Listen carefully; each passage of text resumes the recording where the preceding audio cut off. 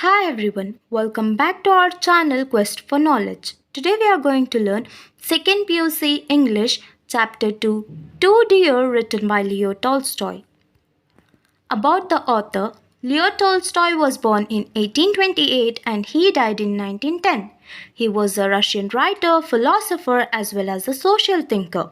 He is best known for his epic novels that is War and Peace and Anna Karenina.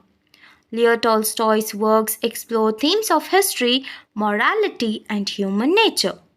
Later in life, Leo Tolstoy embraced a simple and ascetic lifestyle. Ascetic means self disciplined. And he developed his own spiritual philosophy, advocating for non-violence and social justice. His ideas influenced figures like Gandhiji and Martin Luther King Jr. So, this was about the author Leo Tolstoy. Coming to the summary, let's go through the introduction.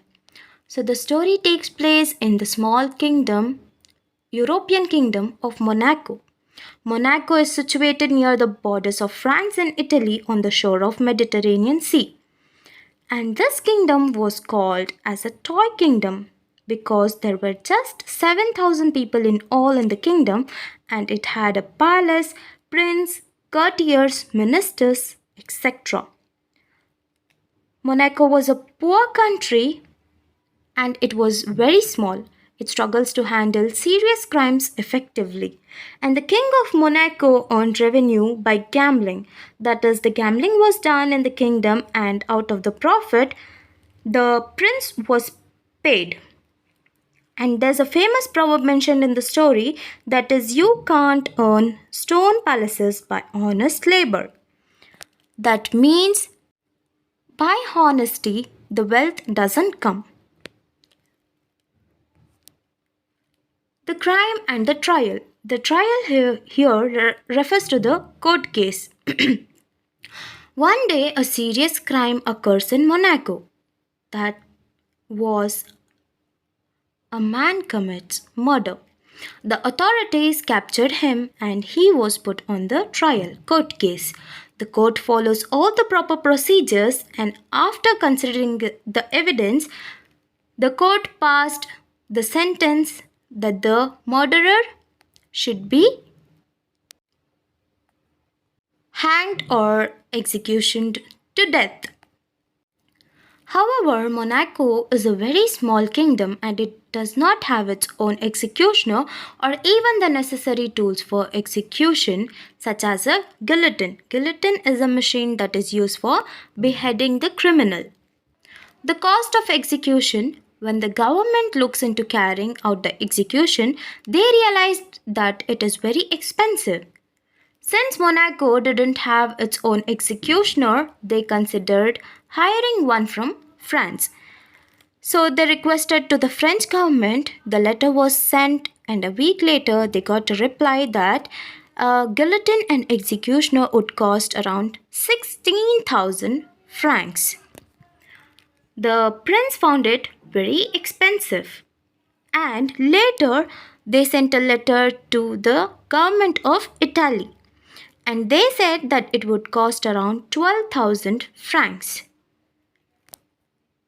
And the prince and his ministers discussed the matter and concluded that spending so much money on a single execution is not worth it. They decide that execution is too dear, that is, too expensive for their small country.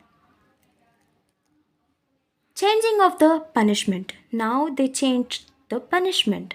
Since execution is not affordable by them, the government looks for other options. They decided to change the criminal sentence from death penalty to the lifelong imprisonment. This means that instead of being executed, that is, beheaded, the murderer will stay in prison for the rest of his life. They built a small prison cell for him and provided him with food. And a guard was kept, and the guard was paid 600 francs for his duty. However, after some time, the government realizes that even keeping a prisoner for life costs too much money. The expenses of feeding and guarding him are becoming a financial burden on the state. Then comes a new plan. That is, the council was held and they decided to remove the guard. To reduce the cost, the government comes up with a new plan. That is, they decided to release the prisoner but make a deal with him. Instead of keeping him in the prison, they offered him a small pension of 600 francs, a fixed amount of money every month, on the condition that he leaves the prison and lives freely. The prisoner accepts this deal, realizing that he will still get money without having to work or stay in prison. But surprisingly, instead of leaving Monaco, the criminal decides to stay and live comfortably with the pension given by the government. The criminal received 1/3 of his annuity in advance and he settled just across the frontier of Monaco, and he bought a bit of land and he started market gardening, and now he lives comfortably. So the conclusion and the moral of this story, too dear, is that the story is very ironic and gives us a humorous message.